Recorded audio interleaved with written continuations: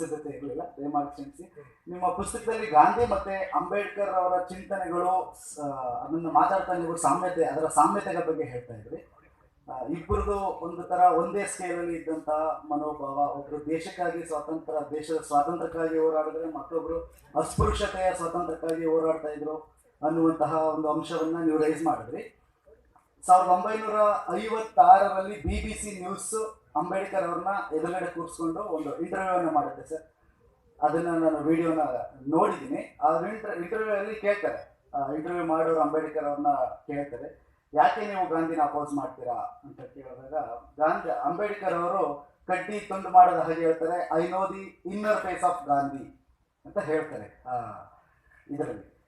ಅದನ್ನ ಯಾವ ರೀತಿಯಾಗಿ ಅವ್ರು ಹೇಳಿದಾರೋ ಗೊತ್ತಿಲ್ಲ, ಅದರ ಮುಂದುವರಿದ ಭಾಗ ಆಗಿ I directly oppose the Gandhi views ಅಂತ ಹೇಳ್ತಾರೆ ಸರ್. ಅದ್ರ ಬಗ್ಗೆ ನಿಮ್ಮ ಪುಸ್ತಕದಲ್ಲಿ ನೀವು ಹೇಳೋದ ರೀತಿ ಸಾಮ್ಯತೆಗಳಿದೆ ಅಂತಂದ್ರೆ, ಅವರು ಮಹಾಟ್ಕೆರೆಗೆ ಹೋಗುವಾಗ ಗಾಂಧಿ ಫೋಟೋವನ್ನು ತಗೊಂಡು ಹೋದ್ರು ಅನ್ನುವಂತಹ ಅಂಶವನ್ನ ಇರ್ತಿದ್ರಿ. ಬಟ್ 1956ಕ್ಕೆ ಬಂದ್ರೆ ಅವರು ಆ ತರದ ಮನಸ್ಥಿತಿಯಲ್ಲಿ ಬದಲಾಗಿದ್ದರಾ ಅನ್ನುವಂತಹದ್ದನ್ನ ನನ್ನ ಪ್ರಶ್ನೆ. ನೀವು ನನ್ನ ಭಾಷಣವನ್ನು ಸರಿಯಾಗಿ ಕೇಳಿಸ್ಕೊಂಡಿಲ್ಲ. ಗಾಂಧಿ ಮತ್ತು ಅಂಬೇಡ್ಕರ್ ಸಾಮ್ಯತೆಗಳಿದ್ದು ಅಂತ ನಾನು ಎಲ್ಲೂ ಹೇಳಿಲ್ಲ. ಆರಂಭದಲ್ಲಿ ಎಲ್ಲ ಸ್ವತಂತ್ರ ಹೋರಾಟಗಾರರಂತೆ ಅಥವಾ ಎಲ್ಲವೂ ಬ್ರಿಟಿಷ್ ಪ್ರಭುತ್ವದ ವಿರುದ್ಧ ಹೋರಾಟ ಮಾಡುವ ಎಲ್ಲರಂತೆ ಅಂಬೇಡ್ಕರ್ ಕೂಡ ಗಾಂಧಿ ಫೋಟೋ ಇಟ್ಕೊಂಡೆ ಮಹಾಕೆರೆ ಸತ್ಯಾಗ್ರಹವನ್ನು ಕೂಡ ಮಾಡಿದ್ರು.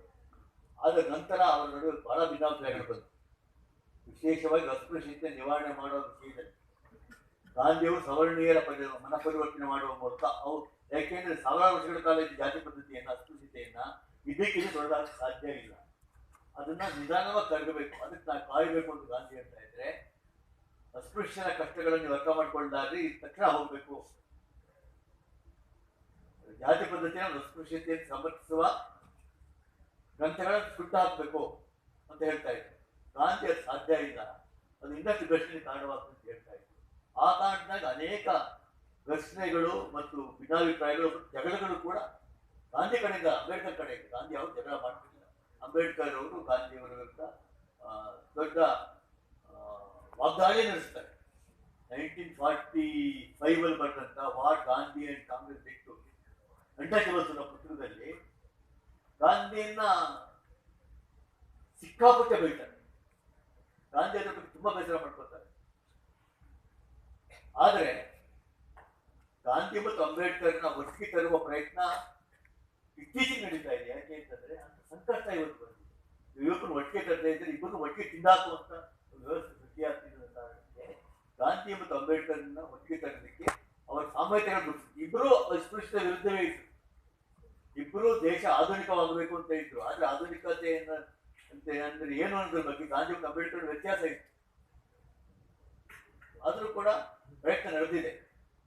ದೇವನೂರು ಮಹಾದೇವ ಅವರು ಹೇಳ್ತಾರೆ, ಗಾಂಧಿ ಮನೆ ಒಳಗಡೆ ಕೂತ್ಕೊಂಡು ಹಿಂದೂ ಧರ್ಮದ ರಿಪೇರಿ ಮಾಡ್ತಾ ಇದ್ರು, ಅಂಬೇಡ್ಕರ್ ಹೊರಗಡೆ ಕೂತ್ಕೊಂಡು ತಂದೆ ಸಿಗ್ತಾ ಇದ್ರು ಅಂತ ರೂಪಗಳು ಬಹಳ ಕಾಲ ನಡೆಯೋದಿಲ್ಲ ನನ್ನ ಪ್ರಕಾರ.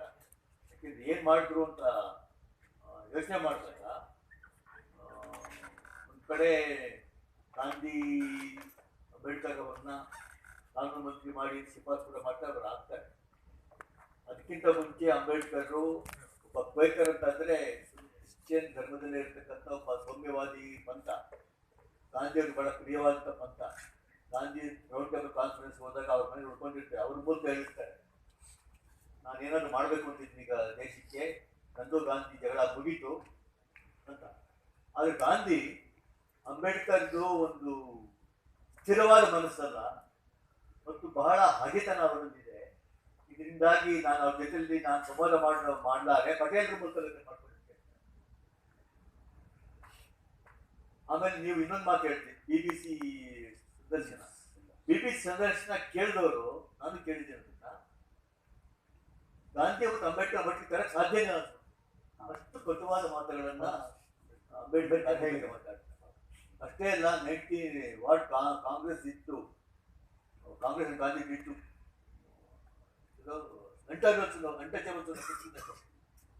ಗಾಂಧಿ ಒಬ್ಬ ಇಂಟೆಗ್ರಿಟಿ ಇಲ್ಲದ ಮನುಷ್ಯ, ಸುಳ್ಳ ಕಳ್ಳ ಅಂತ ಎಲ್ಲ ಬೈತಾರೆ. ಯೋಚನೆ ಯಾವ್ದಾರ ಶಕ್ತಿ ಇಲ್ಲದ ವ್ಯಕ್ತಿ ಅಂತ ಹೇಳ್ತಾರೆ. ಇಷ್ಟೆಲ್ಲ ಆದ್ಮೇಲೂ ಕೂಡ ಗಾಂಧಿ ಮತ್ತು ಅಂಬೇಡ್ಕರ್ ಒಟ್ಟಿಗೆ ತರಬೇಕಾದ್ರೆ ಬಹಳ ಕಷ್ಟ ಇದೆ.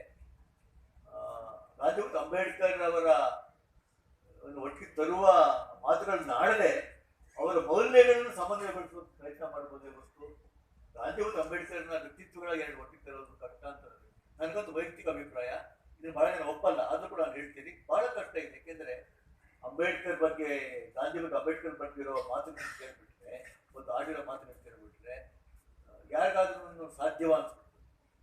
ಆದರೆ ಗಾಂಧಿ ಮತ್ತು ಅಂಬೇಡ್ಕರ್ ಮೌಲ್ಯಗಳನ್ನ ಒಟ್ಟಿಗೆ ತರುವ ತುರ್ತು ಅಗತ್ಯ ಇವತ್ತಿದೆ, ಅದರಲ್ಲಿ ಅನುಮಾನವೇ ಬೇಡ. ಅದಕ್ಕೋಸ್ಕರ ಈ ಅಪ್ರೋಚ್ ಅನ್ನ ಗಾಂಧಿ ಮತ್ತು ಅಂಬೇಡ್ಕರ್ ವ್ಯಕ್ತಿತ್ವಗಳ ಟರ್ಮ್ಸ್ ಅಲ್ಲಿ ಮಾತನಾಡ್ತಾರೆ, ಮೌಲ್ಯಗಳ ಟರ್ಮ್ಸ್ ಅಲ್ಲಿ ಮಾತಾಡಿದ್ರೆ ಒಳ್ಳೇದು ಅಂತ ಅನ್ಸುತ್ತೆ. ಗಾಂಧಿ ಅಂಬೇಡ್ಕರ್ ನಡುವೆ ಇದ್ದ ವೈರುಧ್ಯಗಳ ನಡುವೆಯೂ ಕೂಡ ಒಬ್ಬರಲ್ಲಿ ಇದ್ದಂತಹ ಇನ್ನರ್ ಸ್ಟ್ರೆಂತ್ ಇನ್ನೊಬ್ರು ಗುರುತಿಸಿ ಅದನ್ನ